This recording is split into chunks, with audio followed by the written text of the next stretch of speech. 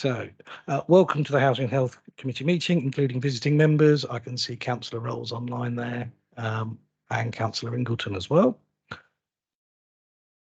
And the staff in attendance. So, staff in attendance, we have the Head of Housing and Community Services, Charlotte Hudson. I can see attending remotely, we have Zoe Calloway. We also have in the chamber, Kelly McKenzie from Democratic Services, and operating our remote side for Dem Services, we've got Billy Attaway. As ever, we'll go on to the emergency evacuation procedure. There is no planned drill this evening. If there is a fire alarm, please treat it as though it is a legitimate fire alarm and take the nearest exit through here and down to the stairwell, or through here and down and meet out by the car park. Please be careful of all the scaffolding, etc., etc. Because let's face it, that is a bigger trip hazard than probably anything else. Are there any apologies for absence? Thank you, Chair. Apologies from Councillor Bill Tatton. Thank you. Chairman, could I add also apologies from Councillor Ken Pugh? Thank you. Lovely, thank you. Right. So we'll go on to item 3, which is the minutes of the previous meeting. Are there any comments before we agree those? Lovely. I'm happy to propose from the chair if there's a seconder to accept those and agree. Agreed. Shall sign those off. Are there any declarations of interest in accordance with the Constitution, Code of Conduct, etc.? Any DPIs, DNPIs? Nope. Excellent. So we can move on to the mainstay of the report then. Part B reports are for decisions from this committee. There are, of course, those matters which will have to be referred to other areas of this council, including policy and resources. So I shall hand over for the introduction on the temporary accommodation purchase paper to Charlotte. Thank you, Chair. So just to sort of highlight that we have also tabled a paper today around an addendum to this report. I'm not sure if members have had an opportunity to read it, but obviously I'm sure we can pause for a moment if people haven't, but I'm quite happy to discuss it as part of this report. So in terms of the substantive report, the temporary accommodation purchase, as the report outlines, we have a statutory responsibility to provide temporary accommodation to a number of our residents who meet certain criteria. What we have been finding is a significant increase in the numbers that we have in temporary accommodation, and therefore the resulting costs of temporary accommodation. That has also increased quite significantly this year because a lot of our providers have also put their prices up because of obviously inflationary rates and various other things. So as part of the work that we've been doing, we have been looking at how we can sort of reduce our numbers in temporary accommodation, and been doing quite a lot of work with the Housing Options team to speed the processes up, to make timely decisions and various other things. But the mainstay of this report is really to look at our costs of delivering the service, and in particular temporary accommodation. As an authority that doesn't hold our own stock, we don't have the ability to sort of flex the stock that some councils have to be able to do this. And therefore we are reliant on third-party provision. Most of this is through B&B and nightly let provision, and this is our most costly form of temporary accommodation. And as I've highlighted in the report, costs have sort of risen by about 40%, and our demand's only gone up by about 19%, and therefore it's even more imperative with the sort of the financial situation that we look to minimise the costs here. So this report sets out a proposal to purchase 50 units of temporary accommodation. We're proposing a mix of 1 and 2 bed properties because that is the highest demand of temporary accommodation that we have. And a model has been built to review the financials of this, and this was a similar model was done by another local authority, and we've utilised that, and it's a tested model in terms of the management costs, maintenance costs and overheads. This does, if we went ahead with this proposal from this committee today, this does make an annual saving of around £70,000. but over the sort of a 25-year profile, which is what the properties would enable us to do, would give us a sort of an estimated saving of about 5.8 million. And that is taking into account the costs and an increased cost of providing T8 within the current route. In terms of financing this, there would be a capital requirement, and that is why there is reference to policy and resources within the report. And the revenue element could be supported from the existing environments through the existing temporary accommodation budget. And the Section 151 officer has been closely involved in this and has verified those figures. So as part of this programme of work, as I've already mentioned, that we aren't a stockholding authority and therefore do not have the management capability of managing these properties. So we have included in the costs some form of managing agent provision, but we would need to tender that, and that would need to be in place. As part of the alternative options, we have spoken in a commercially sensitive nature to a few people with leasehold options where we could lease the properties on a long-term basis. The figures did come out very similar to the purchase element, but we wouldn't have the capital asset at the end of that. These options also tended to be a number of flats in a one block or all together. And from speaking to Southern Housing, which obviously was formerly Optivo, they didn't recommend that was appropriate for the high turnover of temporary accommodation that we have and the impact that it could have on the local neighbourhood. So that is sort of the proposals in the main report. If I move on to sort of the addendum paper that's been tabled today, last week we had notification that the government had given us some allocation of funding in two elements. The first element was 436,800 around provision of 4 homes or a minimum of 4 homes to assist with accommodation for people within the Ukraine resettlement scheme.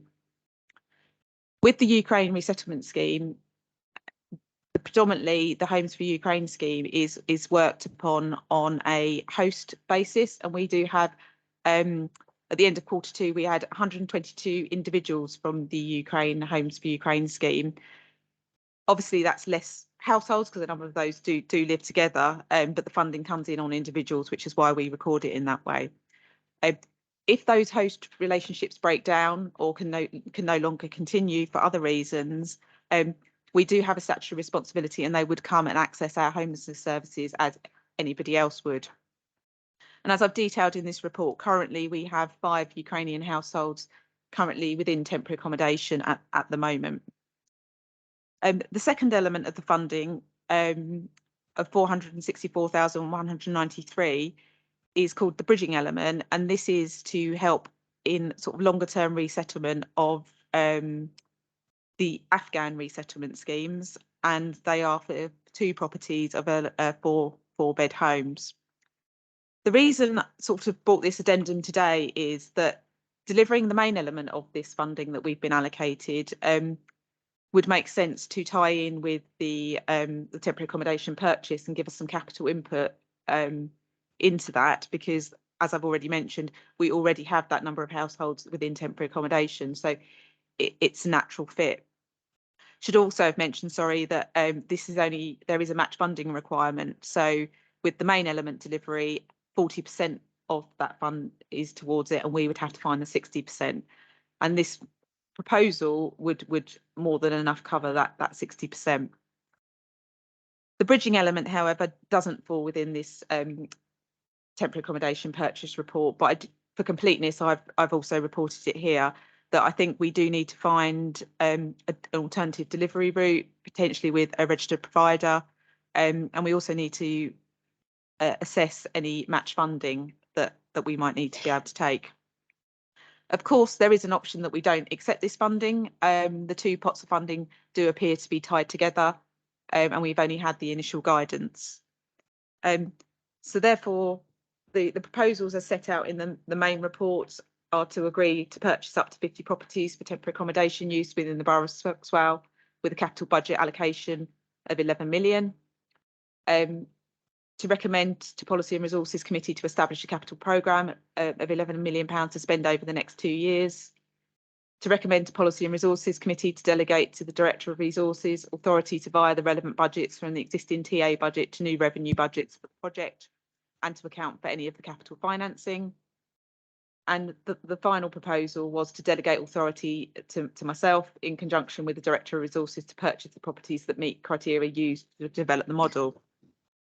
I suppose the additional proposal really, as outlined in the addendum report, is to utilise the Local Authority Housing Fund main element towards this project and provide 4 houses that would be supported for Ukraine resettlement going forward, and to explore with local registered providers provision of the bridging element properties, utilising the grant providing and seeking match funding. Chair. Thank you very much, Charlotte. I'll just double check whether anyone requires any additional time for the table paper, because I know it was slightly late this evening. No, everyone's happy. So I have first up, Councillor Harrison. Thanks, Chair.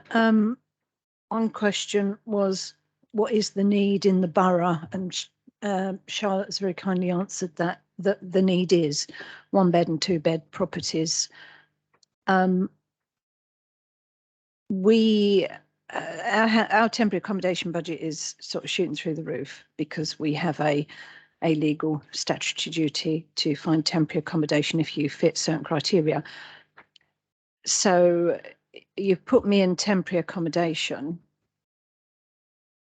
What happens next? Because I don't think if I say I don't think everyone's entirely clear, not necessarily referring to people in this room, but I don't know that people are entirely clear what happens. Do we then look for permanent accommodation for you?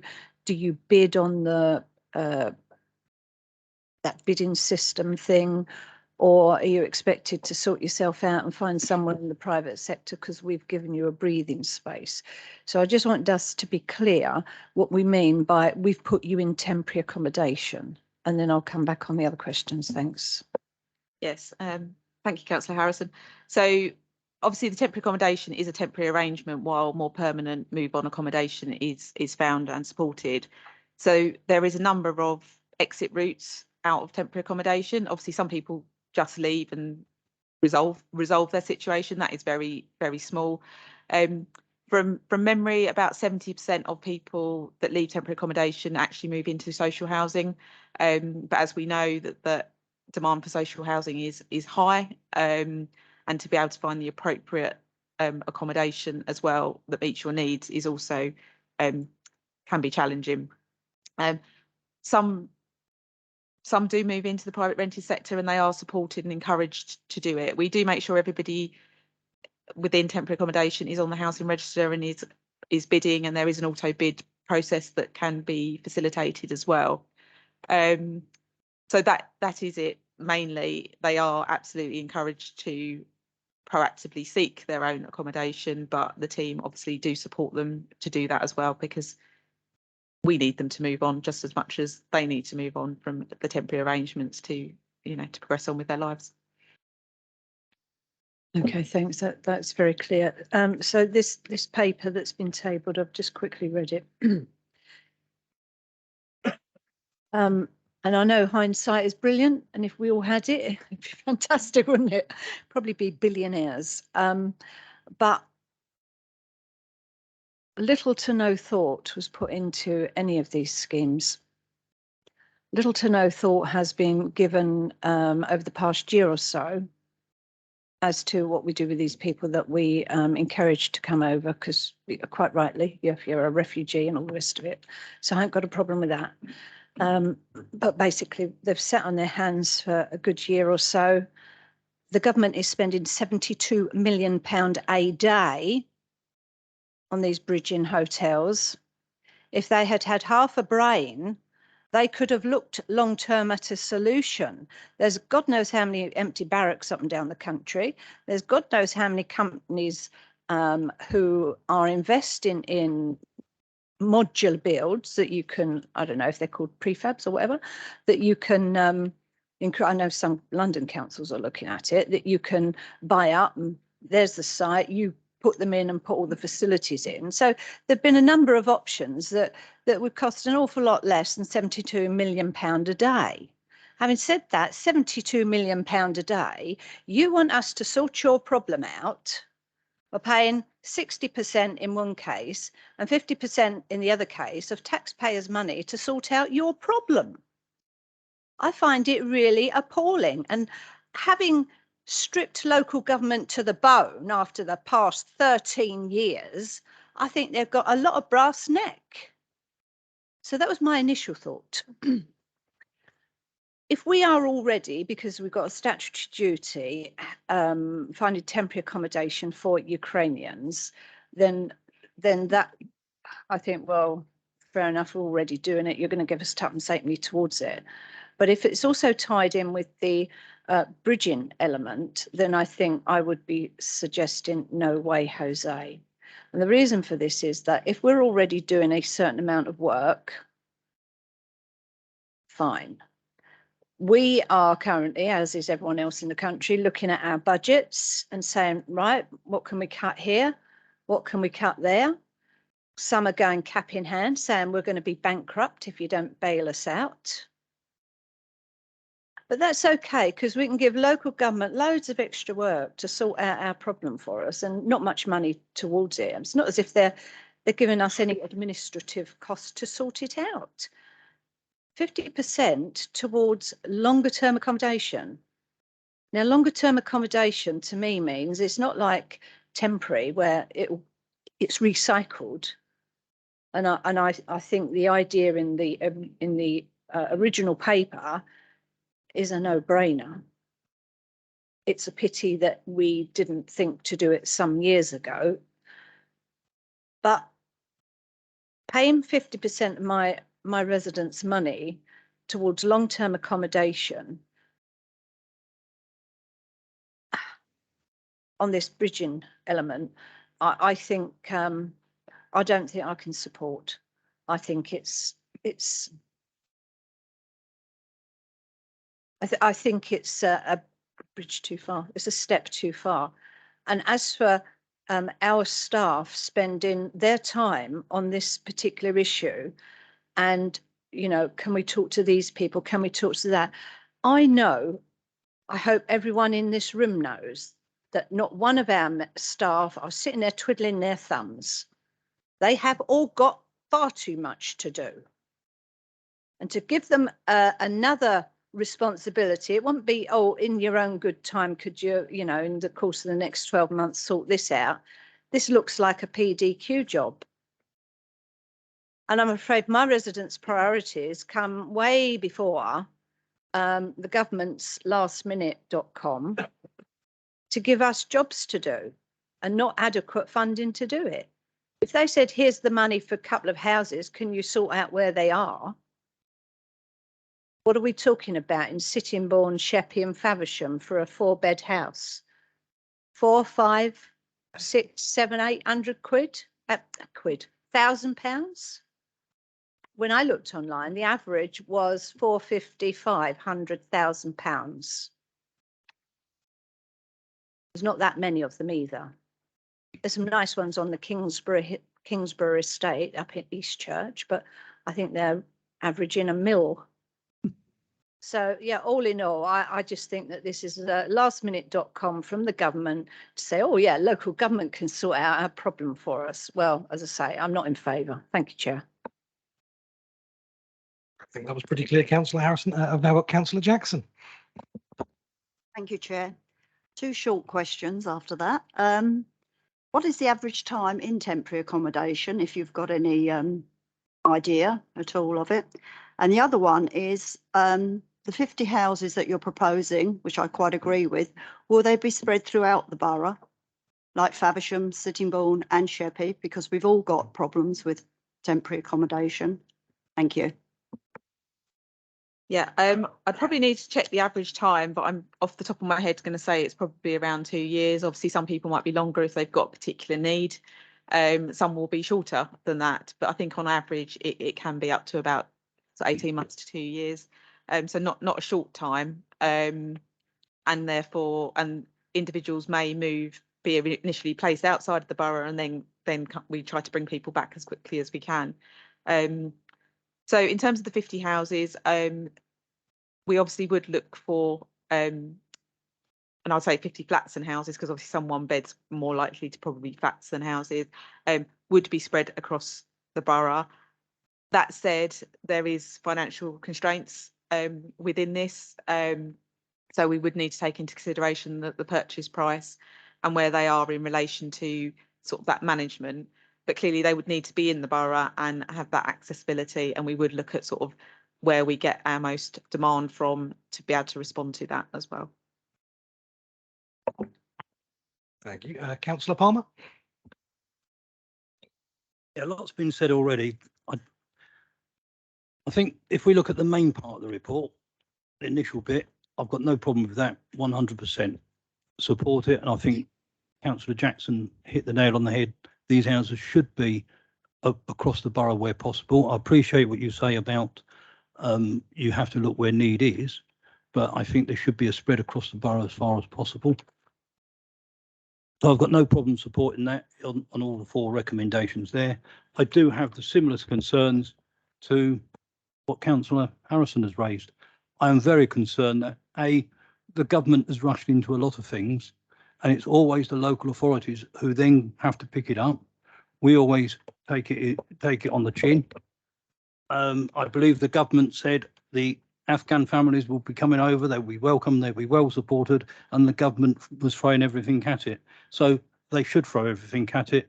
And as Councillor Harrison quite correctly said, the government should be fully funding this, as they made a good commitment to it. And the same with the refugees from Afghanistan. They made a firm commitment to try to support people from Afghanistan. Their support from in the Ukraine. They are sending tanks, they are sending billions of pounds, but they're not sending sufficient money to the local authorities to look after A, the residents, and B, the refugees from Ukraine that they've sent over. So I don't think I could support the addendum, but I will listen to the argument, but certainly have no problem with the items in the main report, and I hope that the votes are taken separately. Thank you. Thank you, Councillor Palmer. Councillor Gould? Thank you. Just a couple of questions. I noticed you're saying that you haven't got the management capacity at present for managing. Do you think in the longer term that the council would look to develop that as a way of improving the control and cost of the service? I certainly welcome it. I think it's agree with the others, an absolute no-brainer, exactly the sort of thing that should be done to sort of provide in a public form for a public need, rather than relying on a hodgepodge of temporary accommodation. So I'm very much support the main report. And my other question was about the bridging element. It says that when the property is no longer required, that the property will go into the general stock. Is that general stock of council-owned properties, or what exactly does that mean? And therefore, does it mean that we actually could be getting these homes longer term at a bit of a discount? And so to answer your first question, I think with the management capacity, like all of our services, we would regularly review how we do that, particularly with any service that's contracted out. When it needs to be recontracted out, we would consider whether we can deliver that in-house more effectively. I think while we take properties on board, it probably will, it won't be 50 at once, will it? It'll be a few at a time and build over that time, and to understand that. So I think once we've got up to full capacity, it may make more economical sense to do it in-house, and I think at that point we could review that to see if that was an option. In terms of the general stock, yes, that absolutely does mean that they become general needs accommodation at any point. It's the same with the sort of the Ukraine scheme. Obviously originally only provided visas for 3 years, so we don't know what's going to happen, but at that point we would retain those properties. As I mentioned in the paper, the bridging element doesn't really fit with the temporary accommodation element, so we would probably need to have worked with a registered provider or something else. So depending on, as the model's built at the moment, where match funding came, it would probably go to the registered provider that had the stock, and it would form part of their social housing. So yes, it would end up within the affordable housing remit eventually.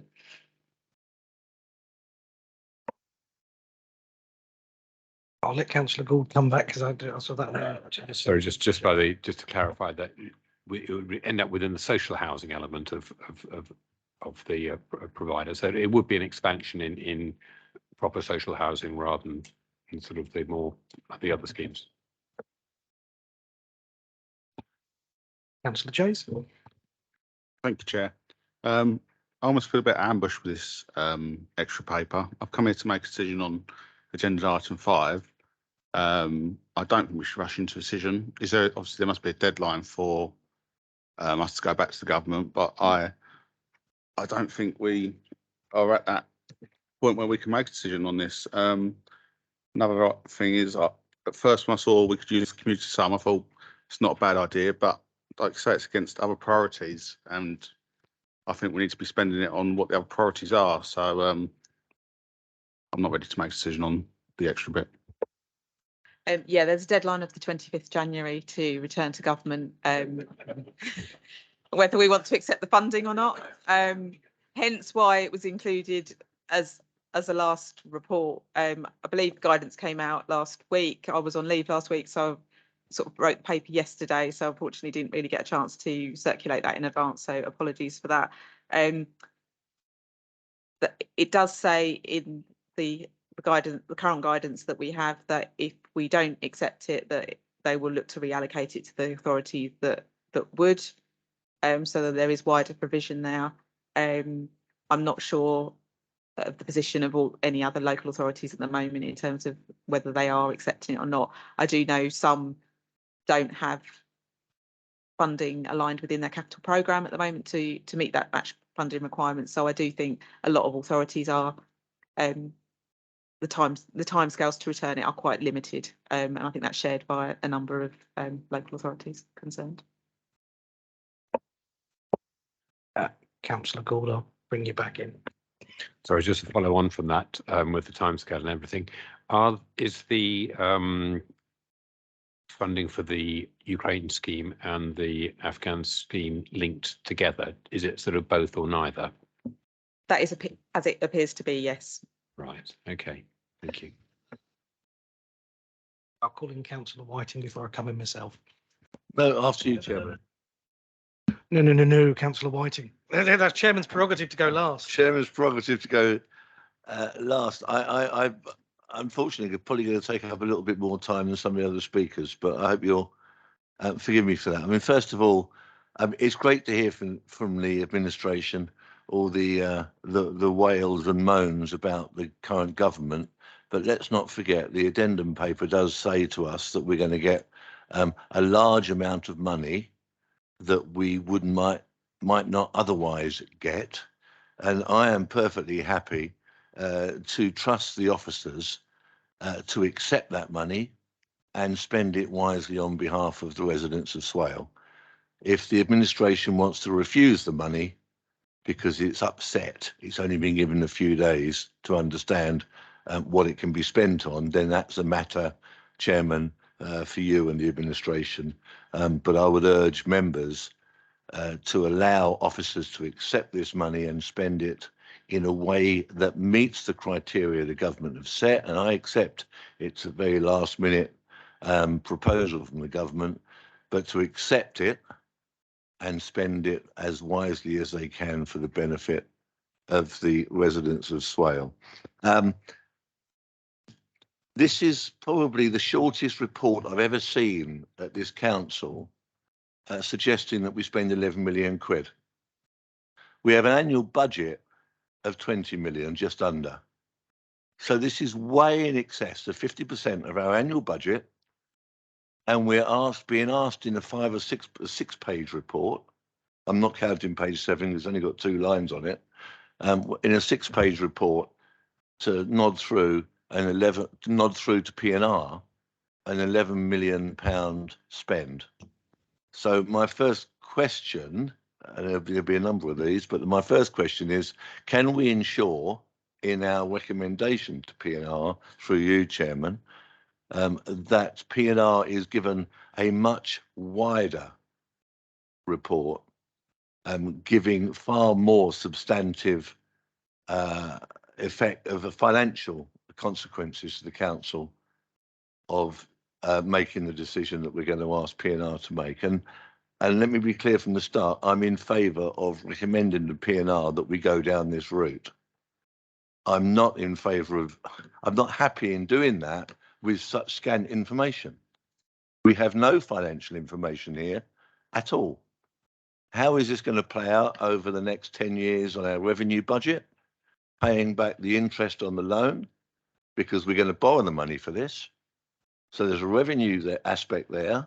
We don't have, and it says in the report under 214, I think it is, or 212, we don't have the in-house resource to manage this. So we're going to have to buy that in. There are no costings for buying that in. So I don't believe that we should be sending this to P&R with a carte blanche. Please accept this. It's a good idea. It is a good idea, but there are so many unanswered questions in the very scant information that we've provided. I can see why the administration wants to rush this through as quick as it can before the election, because it said it would provide, and Councillor Whelan was one, I know he was always questioning me on this over the years. Why haven't you yet bought a house? Well, after 4 years, this administration hasn't bought a house. And now it is going to the market to say, we want to buy 50 houses. Perhaps I should declare an interest. I've got 4 2-bedroom flats I rent out. I have no intention of selling them in the next 5 years, so no intention of selling them to this council. And there are probably other members around the council that would have a similar interest. And perhaps I should have declared that to start with. I have no intention of selling them. But I can see once the council says it's got 11 million quid to spend, prices will rise. It's unavoidable.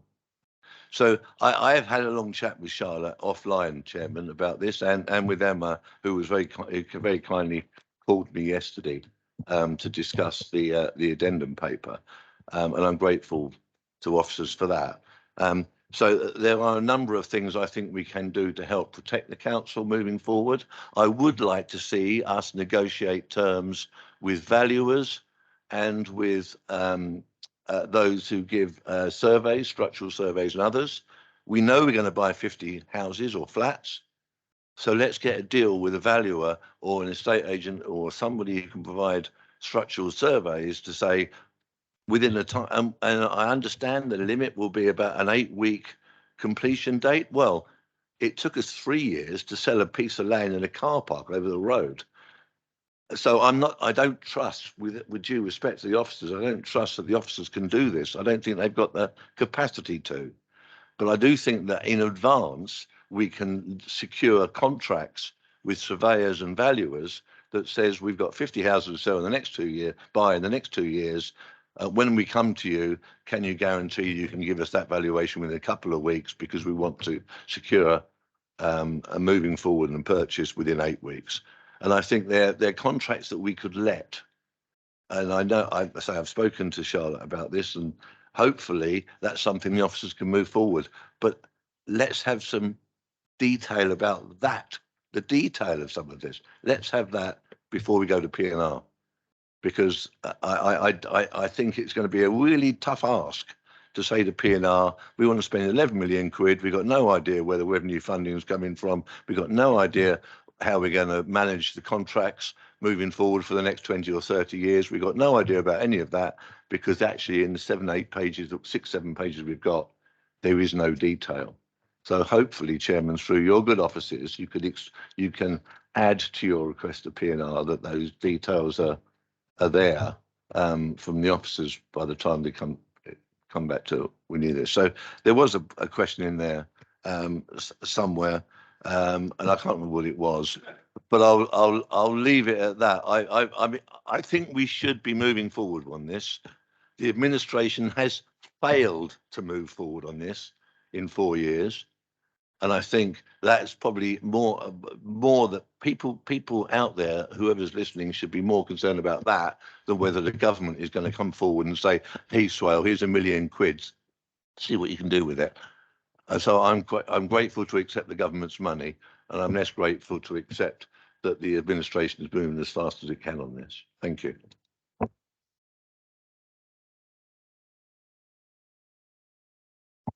So I think what I've taken from the main bits, I'll leave the politics to everybody else in the room, is how have we come up with the figures within the report? And I appreciate that we have put the headline figures, but we have based it on purchasing 31 bed and 22 beds, or yeah, with an average purchase price of 200,000. Things like conveyancing, stamp duty, and all of those things are part of the model, as is the management element to it.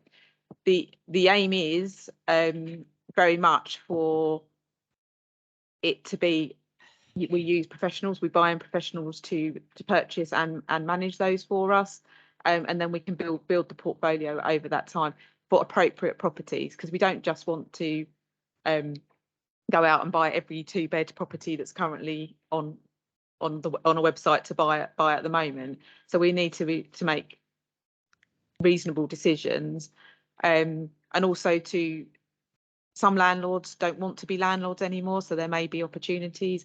There may be former social housing stock that we could buy up, that if people have bought to right to buy and now want to move on. So there's a number of sort of markets out there that we can.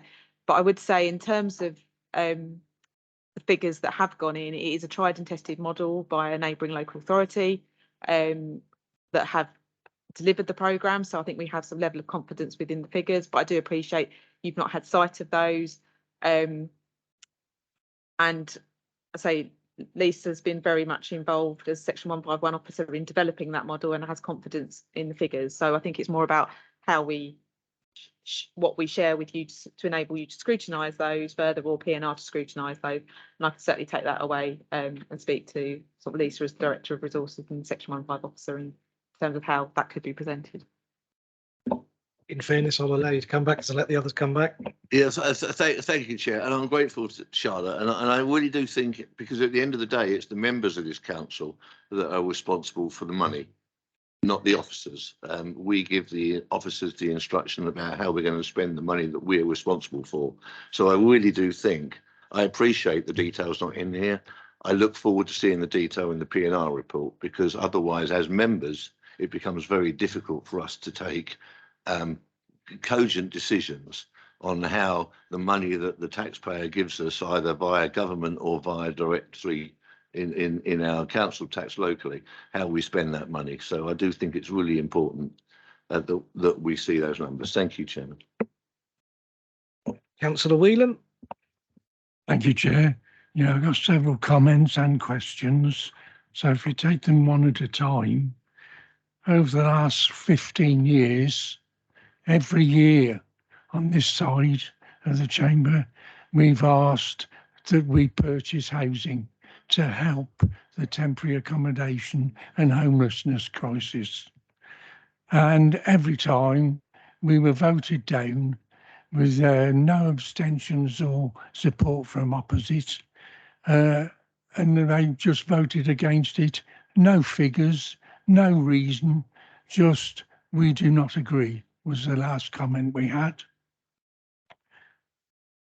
So I'm pleased that there's been an about face and that he's now supporting us acquiring properties.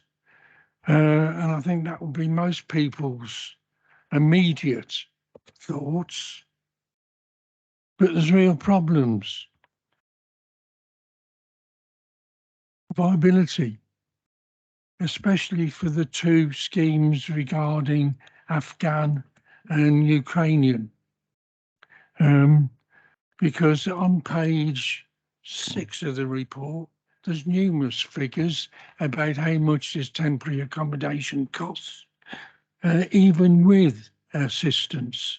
And most of the figures, we feel, show an undervaluation and costing for purchasing properties, especially the large properties for the Afghan families, who, let's face it, when they want 4, 5, 6 bedroom houses, there's not a temporary accommodation problem.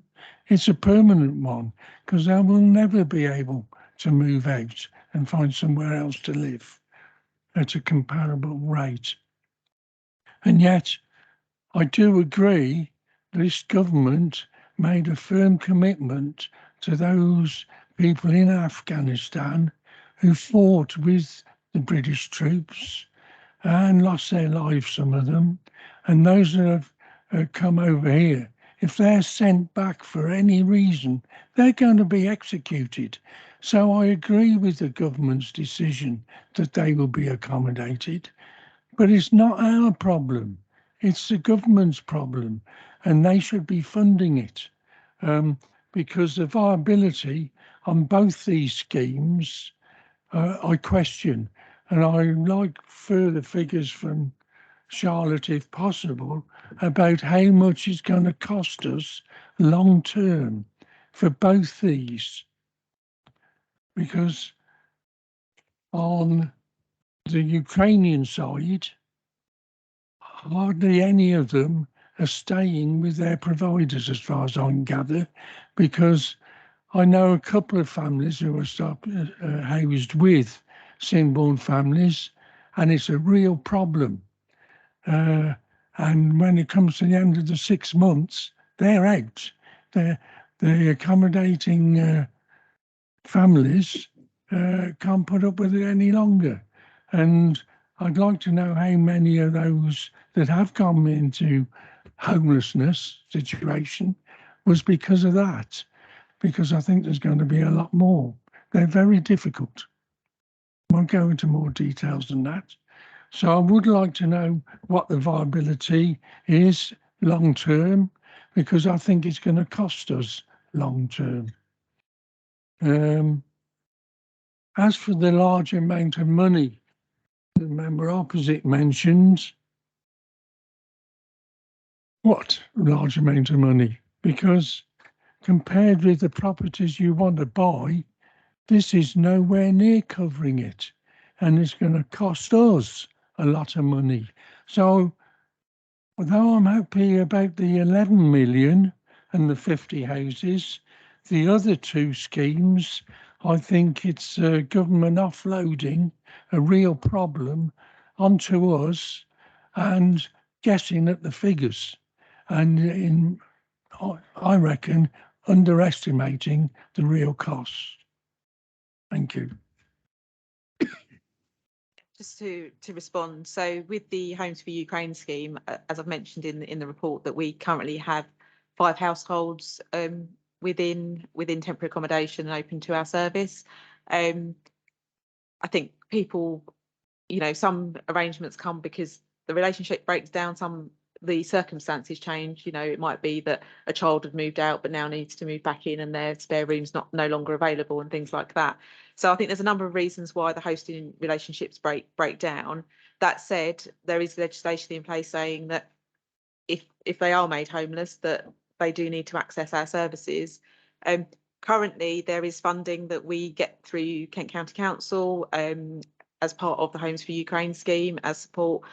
That is offsetting offsetting our temporary accommodation costs at the moment because of the level of the families. Obviously, if that goes up, if visas get extended, nobody knows what the outcome is going to be and how long this is going to go on for. So it is difficult for us to provide an estimated figure because we don't know. Don't want to jinx it, but we have quite a lot of really good hosts in Swale.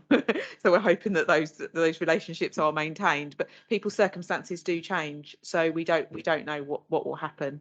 So that is problematic. We don't have the same homelessness responsibilities for the Afghan families at this current time.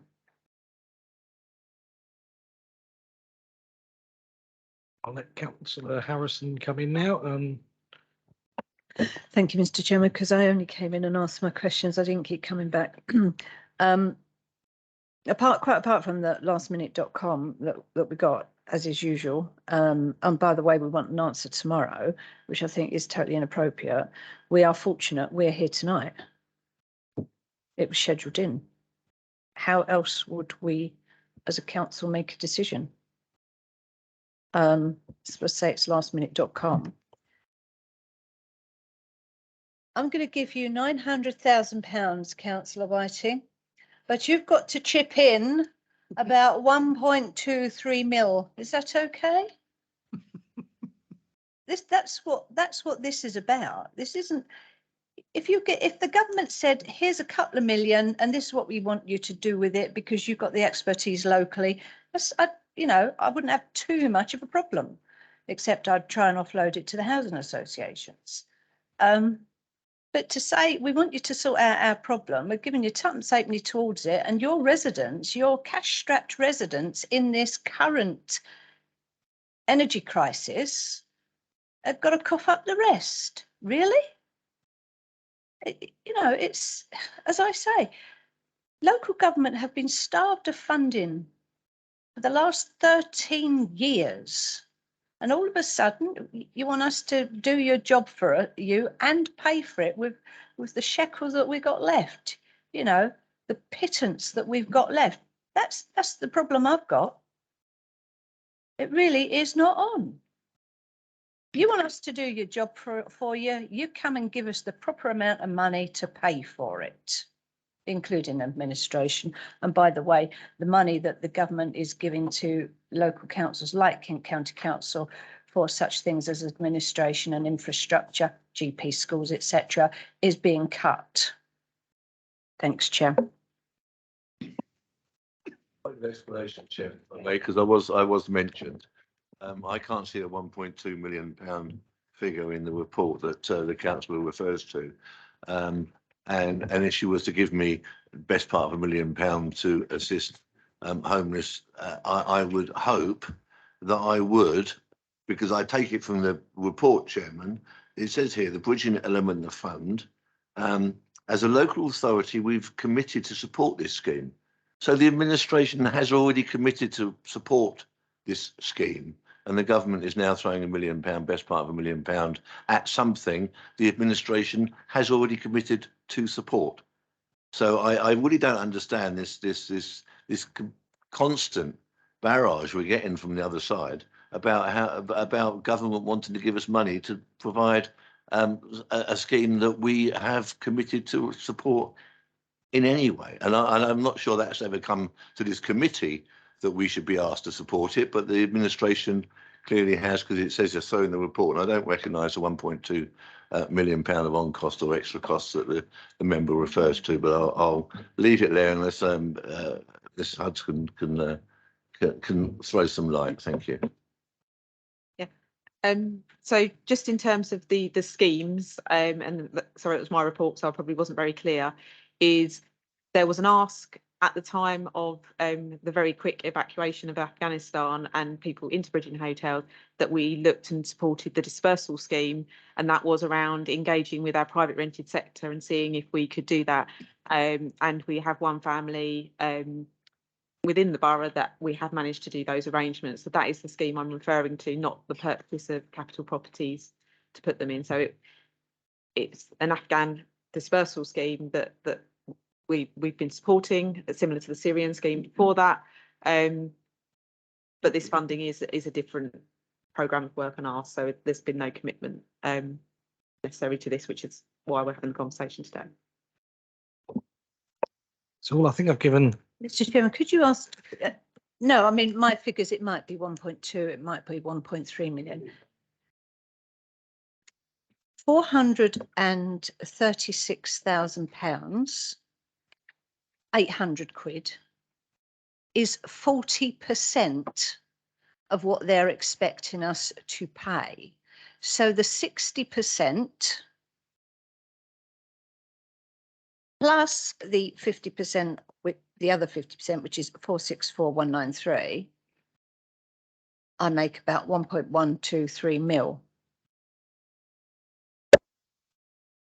Chairman, I said at the beginning, I'm happy to trust the officers to accept this money if we can find a good way of using it for the benefit of the ratepayers of Swale and the residents of Swale. If they can't, then I'm happy for them not to accept it. I think we can go from there, and we'll go back to the chair. I was going to come in a bit earlier, but I thought I'd let some debate play out. Yes, the 11 million, I think, is where we want to be. And yes, it's a bit delayed on where we probably would have wanted to deliver. Personally, I'd have wanted to be delivering an awful lot more in 2020 and 2021 than was possible. I think we can all go back and remember full well which department it was that was having to allocate its resources to COVID response as opposed to the priorities that were originally outlined. And my word, I know what times of night and morning I was working with Charlotte on emails and phone calls to get stuff through for deadlines. I can't remember how many times there was 2 and 3 o'clock messages to get stuff approved. So yeah, there was stuff that was delayed, and fair play. I'd hold my hands up to that every day of the week, because we were doing the right things at the right time to support this borough and the people in this borough. So that's my first point on there. And yes, we would want to have purchased housing. The housing market was pretty much stuck for most of that period. Anybody that was trying to purchase a house at that time would know full well. Sorry, someone got a mic open. Councillor Whelan. So I'm getting an echo from myself. The market itself was pretty much non-existent in terms of movement, and there was discussion around that time. We have got a paper before us that says let's make that purchase, and inevitably, if you put out in the public domain, as we have to as a council, that we're going to be spending money purchasing property, there are going to be those that try and make a fast buck out of us. That's the nature of the beast. We see it in every time there's a contract tendering for local authorities. Someone will find a way to jack an extra 10% in the price they ask. That's the nature of the beast, unfortunately, for us. However, by being prudent, and I do trust that our officers would be prudent, and ensuring that we're not purchasing properties all in one part of the borough, because that's just going to lead to artificial inflation of the housing market in that area, and I'm sure the officers will ensure that is not the case. There's full trust there.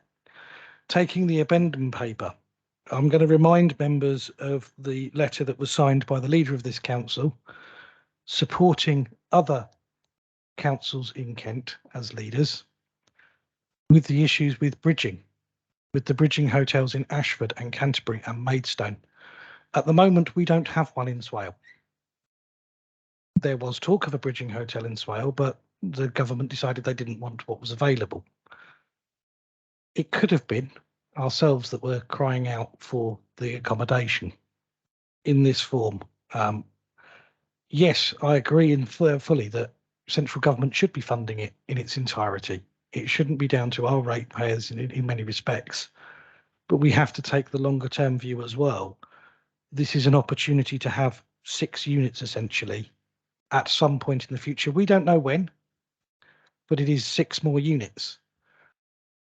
Could we really turn down the ability to fund that? And initially, yes, this is an initial allocation, but as Charlotte has indicated, if other authorities are not in a position to take advantage, which again, we've indicated earlier, had we not had a meeting tonight, we wouldn't be in a position to be willing to accept. There may be more to come with it. I don't think it ties us in straight away. As ever with these schemes, there's usually 2 or 3 different phases. You have your expression of interest, then you get your, oh, actually, yeah, can you do it with this much? And then you finally get your, yes, there's your approval.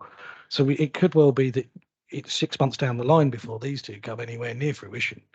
So think very carefully as to whether it is something that may be of benefit. And I also think back, I'm drawn to my youth. Some would say misspent playing cricket. I would say I think it was quite well spent playing cricket. And the joys that came along at the time, we had the white refugees from Zimbabwe and the Afghan refugees, and both were talking of fairly similar experiences. A young lad I played cricket with was Hidayat, who had escaped Afghanistan by playing cricket. His under-15s national team had been taken over to Pakistan to play a friendly, and none of them got back on the minibus. He arrived in this country in his cricket white still. Heaven knows how he kept them white on the lorries and whatnot that he'd used to get here. But it's people like that who did return to Afghanistan, who worked with the British military and are now back again. this time with a family of himself, his missus and a child. Those are the people that are in these bridging hotels. They're people who have been refugees not once, but twice from the same place, fleeing the same regime. So we have to think with some compassion as well. Yes, we can think in terms of the finances of this borough, and we should think rightly in terms of the finance of this borough and what the priorities of our residents. But we should also have that wider sense of compassion. And that's my thought process here. With Afghanistan, with Ukraine, yes, as a nation, we're sending out all the equipment that's needed, and it's not just tanks and whatnot. I remember there being used ambulances and used fire engines that went off. And again, you know, yes, it is the men and some women that are staying there, but we're right to look out for the children that have had to flee with one parent or another or grandparents. We have 5 households already in temporary accommodation. I think we'd be foolish to an extent not to say we will accept some money towards assisting that. And if that means we have to take 2 properties for Afghans, I think that's possibly the right thing to do going forward. It's a tricky one, and I really do. I get it, because we're on such a short time frame again, and it's so frustrating that we get this again and again and again and again. Local government can't keep relying on officers. We've already said in our budget papers that are coming up in the draft budget consultation that we're going to reduce officers' hours. We can't keep having stuff come with a 5-day turnaround when we're going to expect the officers to stick to those hours, because the money's not there anymore to fund as many hours as we used to fund.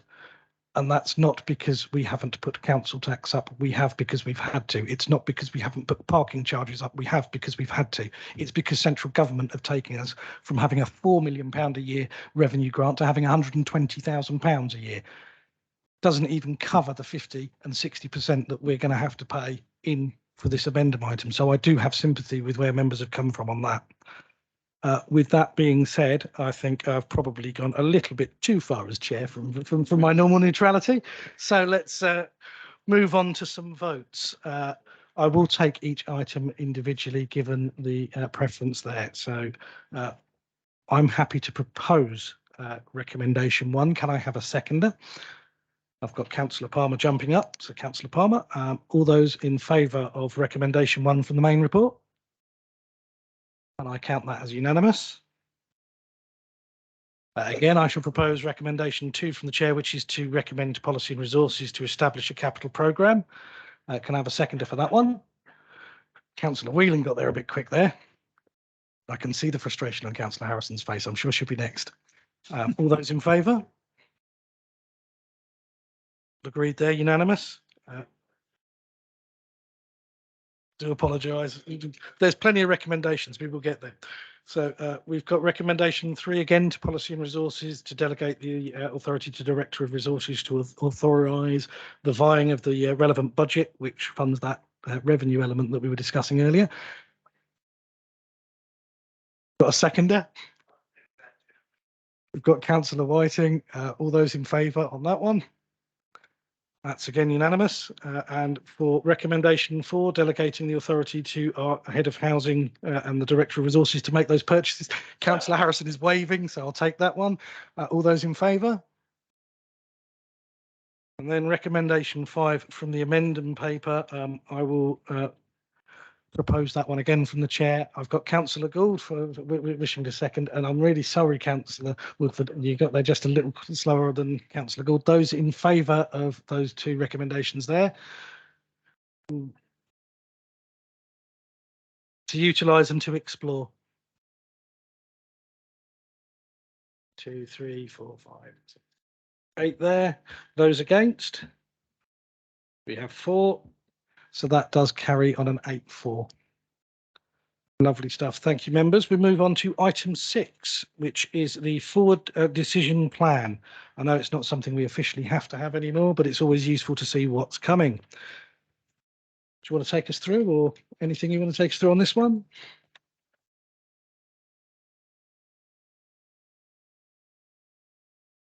It will just be for noting unless anyone wants something thrown on very quick. But not that there's much time to write papers on them. Councillor Harrison. Yeah, a bit in line with the temporary accommodation terminology. Housing allocations policy. I've been reading it for however many iterations, as says my colleague sitting across there. But and I have a list that I'm giving to Larissa to say these are the sort of areas I think new councillors need to know about. Can we get some schedule? Because you go so far forward and well, basically nobody likes to admit they ain't got a clue what you're talking about. And they just, I've had it so many times over the years, and I've sat here and said, I might be a bit thick, but could you say it in words of one syllable? And they think I'm messing about. Well, I am, because I know people are sitting there looking, Jesus, I've got what he's talking about. So I suppose what I'm asking is for the allocations policy, because it is so crucial, and everyone in this chamber and every councillor could, I mean, I've had so many over the years, housing cases, you should understand what it's all about and what it means and what the system is. So it is a bit ABC, is that how they say it? ABC, Jackanory sort of stuff. But I wonder if when this comes back that we can have a bit of background that is clear. Because I say, every councillor should be dealing with housing at some point, or could or should, or what have you. It's not a secret. And once you actually understand it, it's very easy to explain to people. But if you don't understand it in the first place, you're just going to keep going ahead, and you could actually be giving people wrong information as you go forward. So thank you, Chair. Thank you, Councillor Harrison. And yes, in terms of wrong information, I know it all too well. The number of people that say your housing association can get you a management move in 5 minutes. It ain't true. Yeah, I completely, thank you, Chairman, completely and wholeheartedly support what Councillor Harrison just said. And I think it applies to other things too, the health system. You know, what does the health system mean? And how do we, as councillors, and when we look forward to new members coming onto the council, what training is going to be? And I think that's a really important point, not just for housing allocations, but for the health element as well, so that everybody understands how we can explain to our residents what they might expect from the system, whatever the system is, because I doubt there's many of us in this room, and I'll put my hands up, could explain in words of one syllable how the health system in Swale works for the benefit of the people of Swale. It's certainly not an easy one, or doesn't work for the benefit of the people of Swale. So I would do that. I'm a little bit concerned that we're still putting things on there to be confirmed. Some of these policies we are required kind of by law to have in place, and I wouldn't want to see us to be in a position where we're non-compliant with the law because we haven't got round to discussing them and sorting them out. So I hope that isn't the case, Chairman, and if it is, that we can ensure that any such policy is brought to us at the earliest opportunity. Thank you. Yeah. So obviously there's two items on here with dates to be confirmed. The housing assistance policy is the policy that sets out how we allocate our disabled facilities grant money. The policy that we have in place is compliant with current legislation, and when it was previously adopted, gave myself delegations to make any sort of minor amendments. So if there is a small change in it, or we wanted to enable but we had more money that we could spend, for example, we could loosen the criteria. So small changes I do have delegations for. So I'm confident that we are legally compliant with that.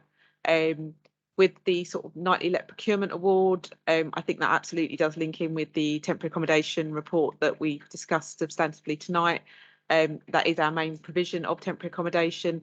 And when we started looking at this, we've been working with some local Kent authorities, and it's expanded, and it's quite a delicate market, so we are doing it collectively, and at the current time we don't have the timescales for when that tender is going to go out and therefore when it's going to come back.